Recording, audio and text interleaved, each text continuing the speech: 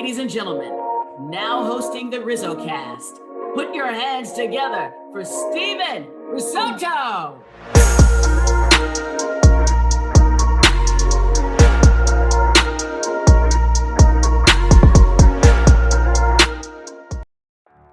What's going on, everybody, and welcome. My name is Steven Risotto. I cover the San Francisco Giants for SFBay, and I'm the host of RizzoCast, a podcast that features current and former big league players, coaches, fans, media, and others who are regarded as some of the brightest minds around the game of baseball. We are coming to you from the podcast studio inside the Golden Gate Express podcast studio at San Francisco State University. And today's guest is Owen Stevenson, a right-handed pitcher in the Tampa Bay Rays organization, who was a 19th round pick in the 2023 MLB draft. Owen is a Bay Area kid through and through, born and raised in San Francisco. He attended Sacred Heart Cathedral High School and later committed to pitch at the University of San Francisco. After a few seasons there, along with 2 straight summers in the Cape Cod League, Owen transferred to Arizona State University, and became a staple in the ASU bullpen during the 2023 season. We discuss growing up in San Francisco, favorite spots in the city, developing during the pandemic, pitching at USF and ASU, gaining attention to pro teams, getting drafted, spending time in the Dominican Republic, so much more. All of it coming up next on RizzoCast. This is episode number 153. Really excited about this one, and let's get started. Alrighty, and we are back with Owen Stevenson, and Owen is nice enough to take some time and join the show. Owen, what's going on? How you doing? Welcome. I'm good. Yeah, thanks for having me. It's been good to catch up and meet you. So yeah, excited to get going. Absolutely, and I do want to first shout out Steven Elsner. I have his hat on right here, the Bellevue University down there in Omaha, Nebraska. Steven Elsner, he's a mutual friend of ours, so he kind of got us connected a little bit. So shout out to Steven. But Owen, I do first want to start off with, it's playoff baseball right now, right? We're kind of in the playoff picture right now. The World Series is going to happen in a few days. And I don't know how locked in you've been recently with the postseason because of your schedule and how busy you are. But, the Rangers, they clinched last night, and then it's going to be either the Diamondbacks and Phillies in a Game 7. Have you caught up? Have you been keeping up with it at all? And if so, what's kind of caught your eye this postseason? Yeah, I mean, I've tried to watch as much as I can. When the Rangers knocked out the Rays, it was a little disappointing. But I mean, when you look at that team, it's like you kind of see why they're doing so well. But I mean, just from the first thing that stands out to me is like that Phillies bullpen.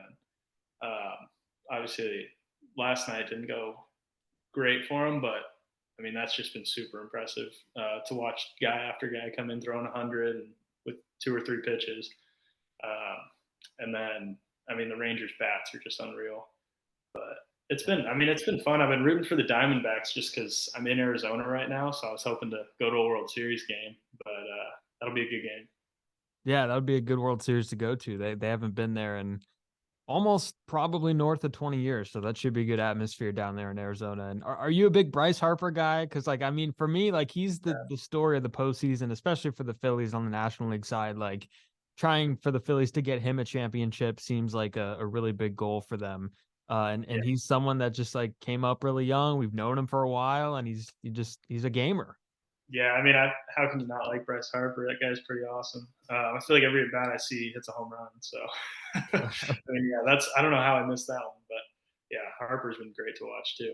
Yeah, he's amazing. And your team, like you mentioned, Tampa Bay knocked out by the Rangers. Still a really good year. They were one of the best teams in the American League from start to finish, and they're at the point now where we can consistently say that they're going to be good for a long period of time. And when you look at the current big league team, do you relate it to your journey at all? And what I mean by that is, do you envision yourself pitching in these big postseason games at the big league level?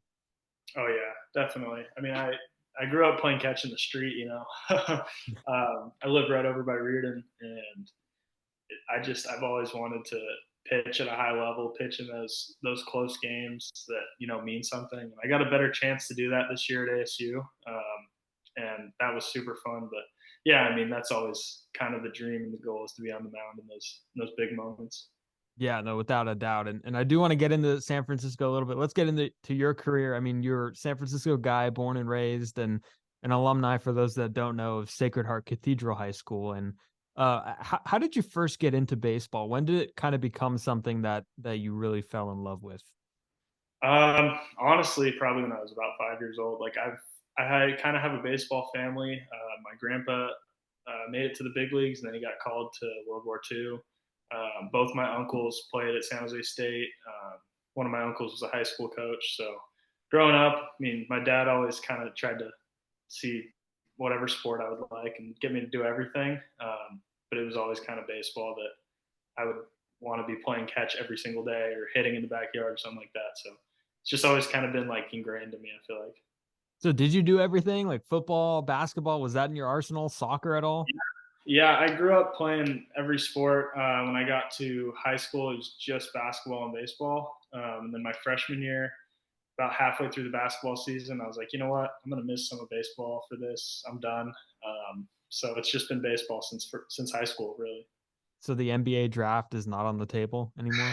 No, I grew too late. Stopped playing basketball, and then I grew. It was like, oh shit. Hey, nothing wrong with just the baseball. Yeah. Did you have any like favorite players or teams coming up? Like growing up, was there any like teams or I know Giants are the local team, Giants and A's. Yeah. So were those the teams? I was a diehard Giants fan growing up. Yeah, I mean, watching Tim Lincecum, Matt Cain, you know, just all those World Series teams. I got to go to the World Series in 2012. I always had a Giants hat on for from probably when I was 7 years old to 15. So that was always. I watched a ton of Giants baseball, and I always wanted to be. I always wanted to be Tim Lincecum, honestly. Well, So you and I both. Yeah, and we got really lucky with the time that we grew up. Like the Giants were winning all the championships, and there's a lot going on with the 3 and 5 years, and then the Warriors were winning, the Niners yeah, were winning, every now and then, right? Take me through kind of your point of view of how awesome it was, like during that golden era. You said you went to the World Series game. Take me back through that era of Bay Area sport. It's still kind of happening a little bit. Like the Warriors aren't bad at all. The Niners are really good.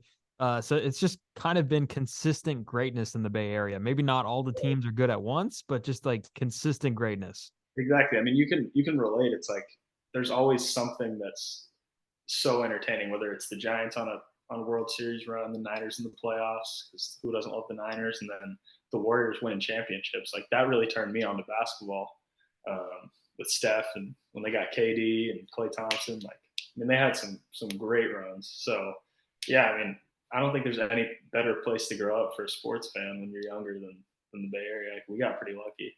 Yeah, and yeah, it seems like I think we like just assume that the parades down Market Street were like a normal thing, and then when Right. Yeah. I mean, there was one point like my dad didn't take me to a parade, and I was like, "Come on." He's like, "Don't worry, there'll be another one." It's yeah, like you can't really say that in most places. exactly, wild, completely wild. Was there any players that kind of stuck out that you saw around the league that you kind of admired? Maybe some pitchers. You're a pitcher yourself. Anybody that you tried to emulate your game after, who you'd just like to watch? Yeah. I mean, when I was growing up, it was all Tim Lincecum. I was just all in on Tim Lincecum, but I love Brian Wilson too. And I kind of tried to draw on that a little bit when I was closing at ASU. And then Matt Cain, and then Madison Bumgarner. I would say those are probably the four pitchers that I grew up, and they're all Giants. And then just around the league, I mean, DeGrom is unreal. Garrett Cole, try to kind of emulate his mechanics now. Um, but yeah, I mean, there's just so many players that I've like been able to grow up and even see, like go to Oracle Park and watch some guys. I've gotten to see like Chapman throw. I've gotten to see more recently Ben Joyce and Fairbanks, and like I've just been able to watch a lot of good baseball, which is like inspiring, yeah, but it's also good because like sometimes I'll just take my phone out and kind of take a video and try and see what a guy's doing that maybe I can do or something like that. Yeah, and Ben Joyce is a guy that people have dropped on this podcast before as someone that they like really enjoy like watching. Yeah, And maybe we'll have to get him on. And then hey, bring that'd you be in. Yeah, I'll call you yeah, up and then we'll do it together. We'll interview Ben Joyce. I love that. I actually met his brother the other day. Oh, Just maybe that's an in right there. yeah, seriously. Yeah. And speaking of Chapman, I don't know if you saw, we're recording this on Tuesday morning, by the way.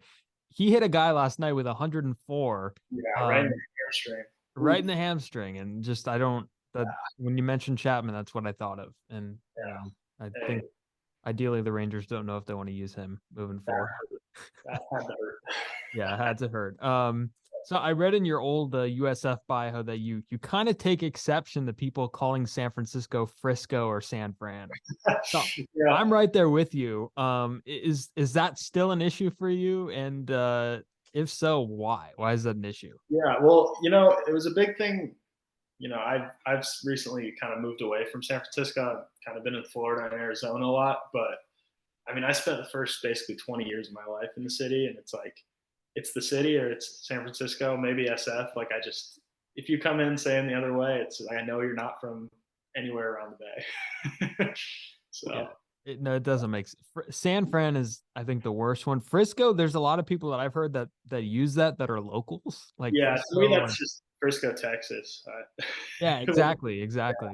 I had a long time ago, I had like the CEO of the Frisco Rough Riders on, and they're like the AA team for the Rangers. And I think I had mentioned that, like, yeah, people call San Francisco Frisco. And then he's like, no, Frisco is like, this is Frisco.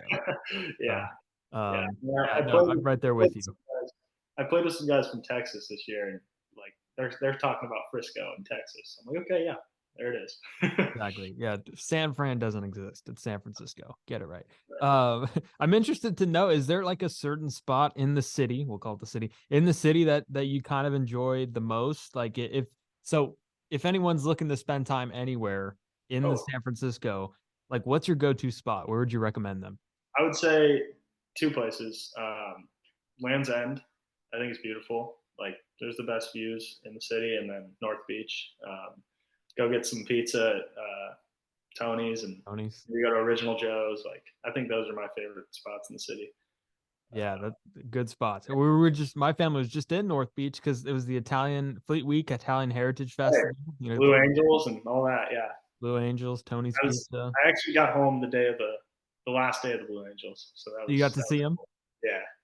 Awesome. Yeah, definitely a staple. Now back to some baseball. You're a fellow 2020 high school graduate like myself. And you never really had the chance to finish your senior year of high school. And there's I know there's some local people listening. I'm sure. So this might be relevant to them.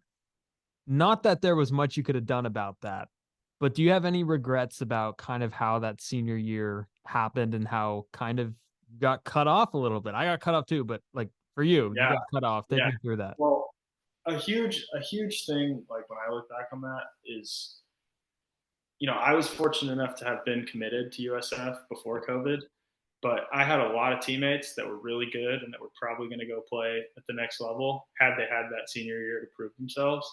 And like, those guys kind of had a harder route. So I think that was one thing that like really is hard, like looking back at that. But yeah, I mean, it stinks. Like, I wanted to start that Bruce Mahoney game. I wanted to give a good run at the WCAL. Because we had a pretty good team. We had some good arms. We had Uday, Connor LaChapelle. Like, we had a pretty good team. So and I still stay in touch with those guys. But it would have been really fun to be able to play one more year with that group. I'm sure. And Uday has been on this before too, again, a few years ago. So I feel like I'm racking up a bunch of the SH guys, which isn't a bad thing. And I know another shout out real quick to Chris Rodriguez, who also listens. I know he's listening right now. I miss Chris. What's up, Chris? What's up, Chris? Yeah. You mentioned Chris came out and watched some ASU games this year. Oh, did he? Okay. Yeah. So he's still got your back. Yeah. That's awesome. And you've just mentioned that you're already committed to USF, so kind of there was that safety blanket there a little bit. At any point during the pandemic, did you feel like your development may have been stalled a little bit, or were you still in shape? Were you still in a good routine? Because I often hear that players that were drafted around the time frame 2020, 2022, 2023 in the recent draft classes kind of felt like something may have been stalled during that time off. But did you take any time off, first of all? Yeah, well, the year before that, I'd thrown, about 50 innings my junior year. And then my senior year, I think I only ended up throwing 5 or 6. Yep. And then I didn't start pitching again. So that was probably March. I didn't start pitching again until the summer. When I was driving up to Colusa County, like Yuba City, just to get some innings with the West Coast Kings and the Gold Sox. But I think the big thing there was like I didn't throw enough. I didn't get those game reps. So when I got to college my freshman year, it was like everything wasn't as sharp.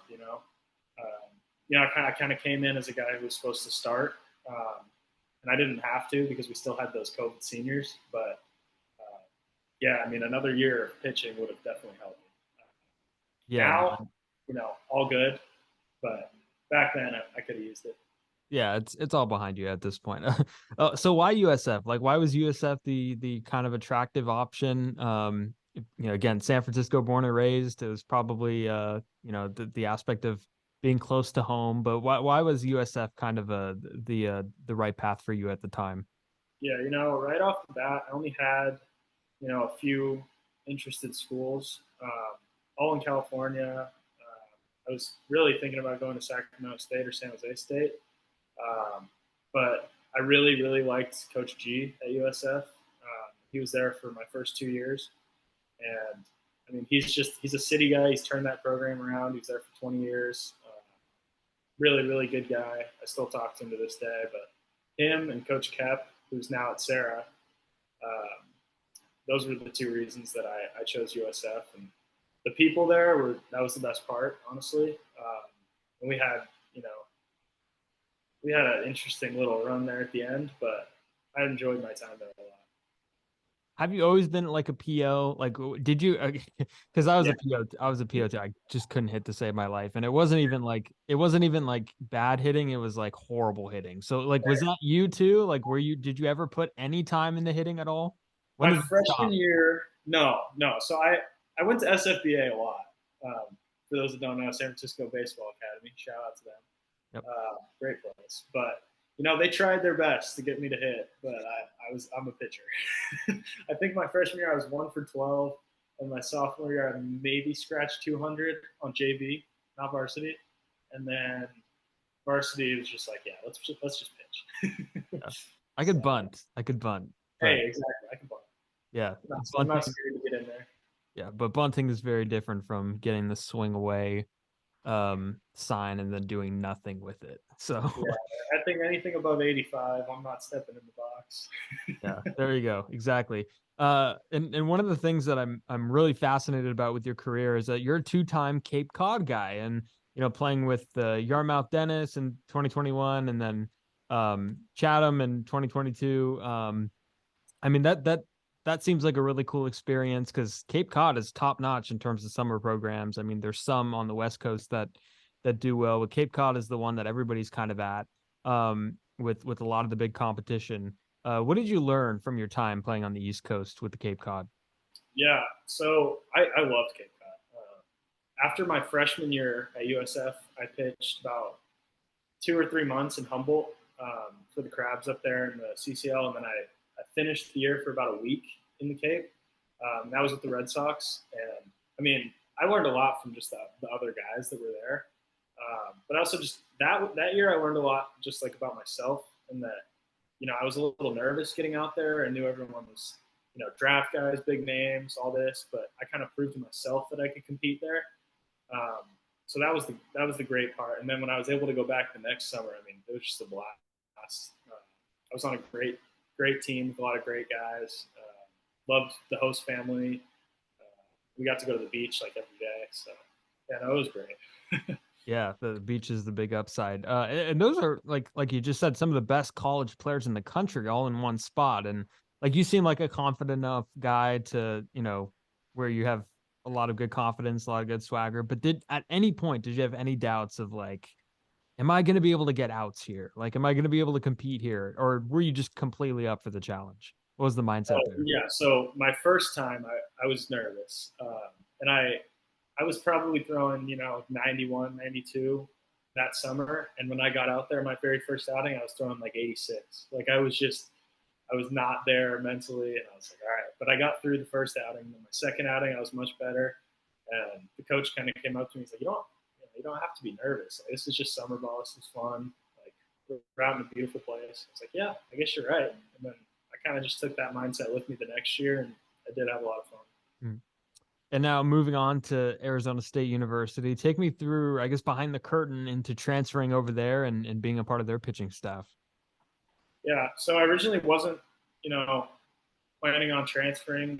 Had USF hired Kep, but when they made the change, I went in the portal just to kind of see what would happen. I got a lot of interest from the West Coast schools, and then Luke Keishel had committed to Arizona State.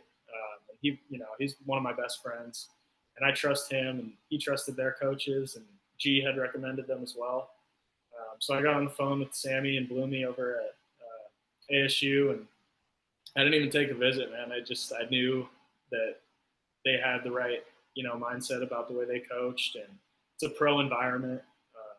And they really prepare you for the next level. So it was good, to get some eyes on you as well, just being in Arizona. So yeah, no, it was a pretty easy decision when it was all said and done. Once they reached out, I kind of knew I wanted to go there. But yeah, and I considered it too for journalism. They have a great journalism school at Cronkite School of Journalism. And I do want to ask, are the rumors true that ASU is as big of a party school as it is portrayed? I mean, I would say yes, but it's really just it's not like really the athletes that are partying. So yeah, good answer. Good answer. Yeah.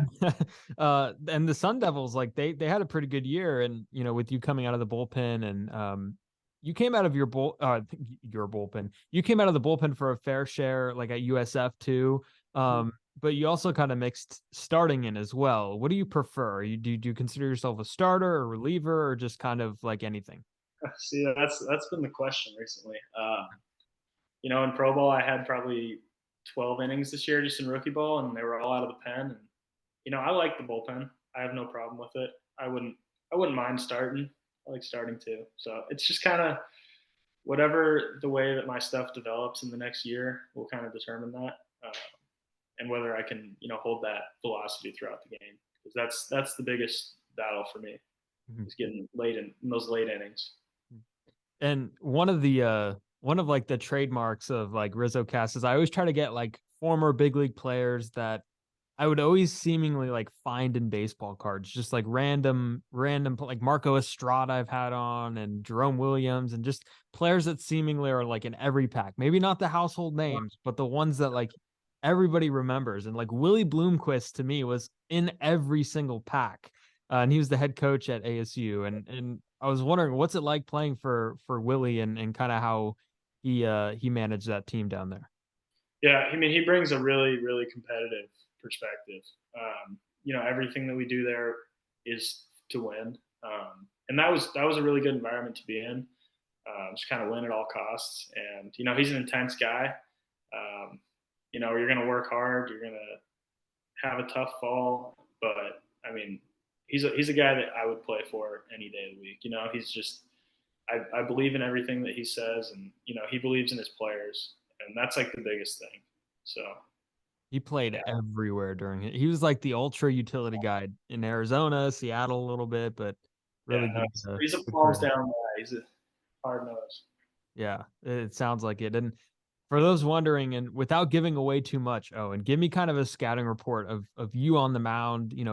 If you were scouting yourself, how would you describe yourself in a scouting report? How do you like to get hitters out on the mound? I mean, I'm fastball heavy, especially now that I've started throwing a little bit harder. So, I mean, I'm going to come at guys usually pretty early in the count with a lot of fastballs and try and put you away either upstairs with the fastball or, down with the changeup or a slider, depending on if you're a righty or a lefty. But, yeah, I mean, I'm not scared to throw my fastball. That's my biggest thing. Yeah, and speaking of, I guess, scouts, the draft process seems like a pretty complicated one, especially with less rounds, in these past few seasons. And for those who maybe have the possibility of having that dream still of getting drafted, can you kind of explain the timeline of like when you're first talking to scouts, day one of doing that, and then all the way up to the day of the draft? Sure. Yeah. So for a lot of guys, this might happen for them in high school or earlier in their college career. Uh, but for me, the first scout that I talked to was in the fall at ASU, and I had probably 5 or 6 meetings with individual scouts from teams, area scouts, just basic stuff, trying to get to know me. Um, seeing if I was interested in professional baseball, just kind of my story. And then in the winter, I actually hired an agent, and they've been super, super helpful in the process because they can, kind of communicate what the players, don't know, because there's a lot of it's unknown. So leading up to the draft, I kind of set, some boundaries of what I want, where I would want to go, and then draft day comes around and it's it's just business. It's will you take this and sign here? Yes or no? No? Okay. Bye. So, I had a couple teams call me a little earlier than the 19th round, but it just wasn't, great. It wasn't the best possible opportunity. And I waited it out, and I felt like I waited too long for a while.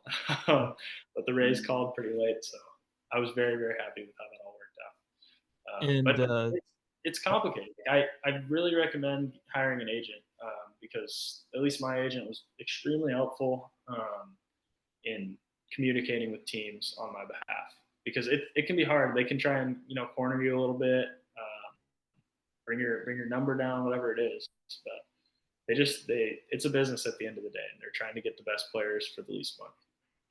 yeah, and for those out there, yeah, don't try to do it all on your own. There's people that could help with that stuff. Yeah. So Owen, where were you when you were drafted? Like, what were you doing? Because I know a lot of people in like the early rounds get a chance to like watch themselves on TV, get the call. 19th round Yeah. is a little past that. So what were you Yeah. doing when you kind of got notified that that you were drafted? I was just sitting on the couch with my parents and my girlfriend. I had one of my friends over as well that I grew up with, but I kind of found out about 10, 15 minutes before my name popped up. So we were just kind of sitting there waiting for my name. And then, it's kind of a sigh of relief, but, nothing too crazy, just what the people care about. Yeah, I always ask people's draft stories, and it's always different. It's always a very different story. And you had the chance to visit Tropicana Field a few times, I'm sure. Yeah. How was that experience? Kind of like looking at a place where you could possibly play. And I know obviously there's ballpark discussions in the works in Tampa Bay or at St. Pete, wherever it is. So maybe that's not where you're going to play, but just the idea of playing in the big leagues with the Rays.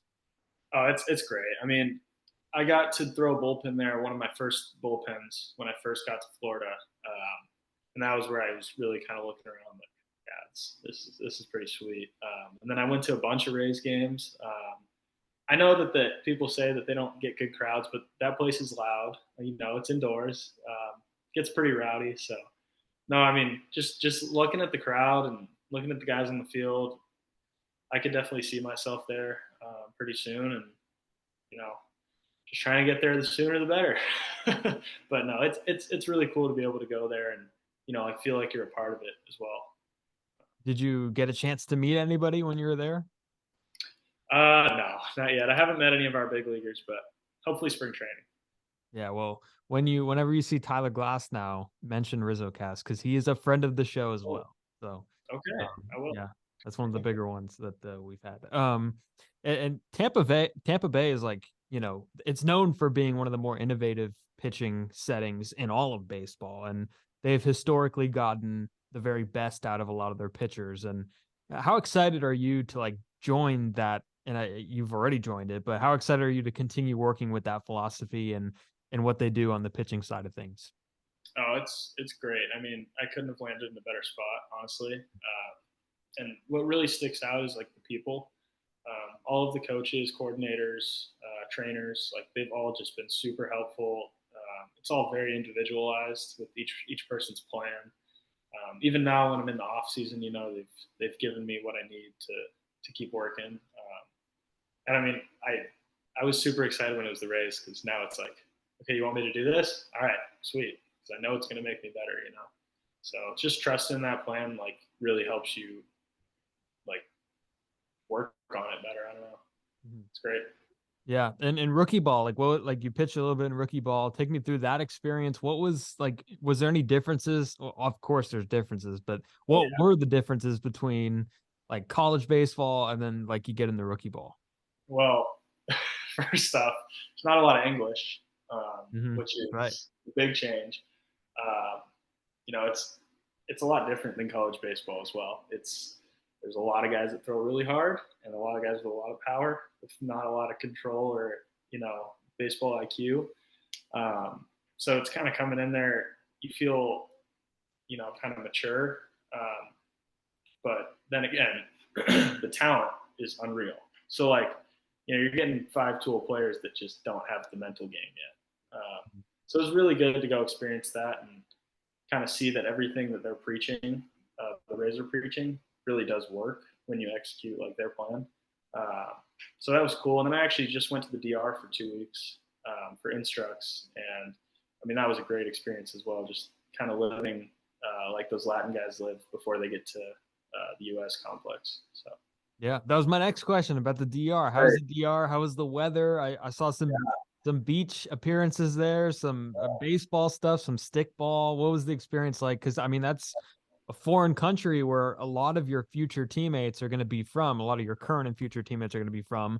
So kind of getting a chance to see, you know, how they're coming up through the system probably was pretty cool. Yeah, I mean, it was honestly like a life-changing experience. It was 2 weeks, which felt like a long time. You know, it was really hot. Kind of struggled to get adjusted to the food and things like that. You know, cold showers and you know, it's different.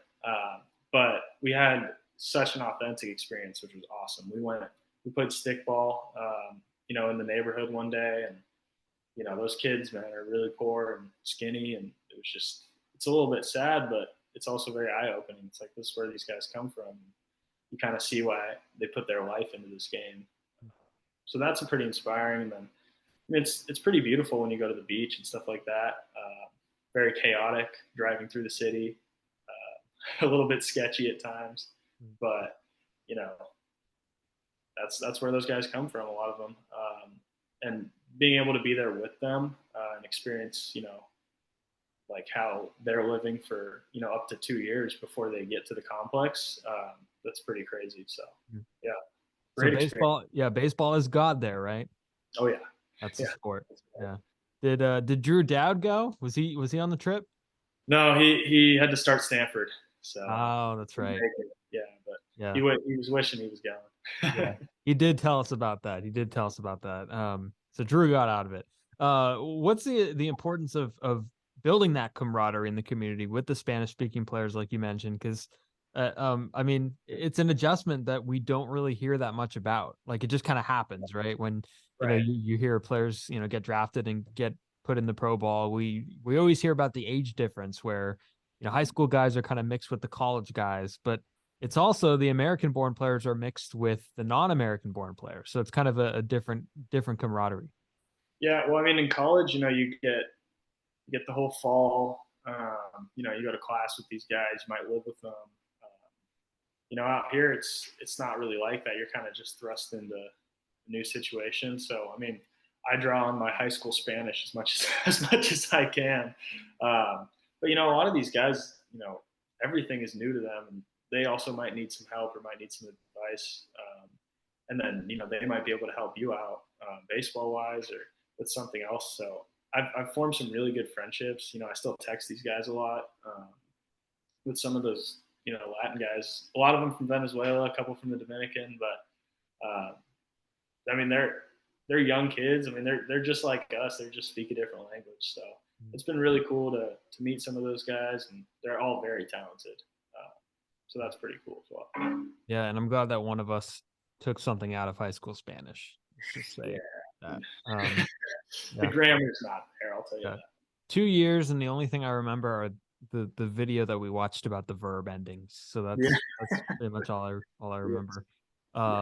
And final thing here, what's going on right now with you? Like, where you're at this point in the off season? What's the workout routine like? And what's upcoming for you? Yeah, so I'm out in Scottsdale. I got an Airbnb here for most of the off season, and I'm doing my workouts at ASU. So it's kind of nice to have a place to go and train. It's a little harder to find stuff in the Bay Area, um, but I really like the program and the strength coach here, and obviously the weather, and my girlfriend's out here, so it all kind of worked out. And then I'm after Christmas, hopefully coming back here, but we might have a little mini camp, and then spring training's mid-February. So I'm on a little 5-day workout plan the Rays got me on, and trying to bulk up and gain some more velo. Awesome. Sounds good. Owen, man, I really appreciate you coming on. This was a blast. It seems like I'm gonna keep going through the SH alumni and the Rays pitching prospects, I guess. So I'll just keep piling them up. So thanks for coming on, man. I appreciate it. Yeah, no, thanks for having me. That was real fun. And yeah, just let me know if you need anything. Absolutely. And you're welcome on anytime. You got the lifetime pass. And of course, everybody could go ahead and follow Owen on Twitter at @O_the_pro. And then also he's on Instagram at or Owen.Stevenson. Go check him out. And then go check out the podcast on Twitter and Instagram at RizzoCast. Got a lot more coming up with more SH and Rays prospects, apparently. And yeah, Spotify, Apple Podcasts, YouTube, wherever you find your stuff, go check it out. Thank you for listening and have a great day.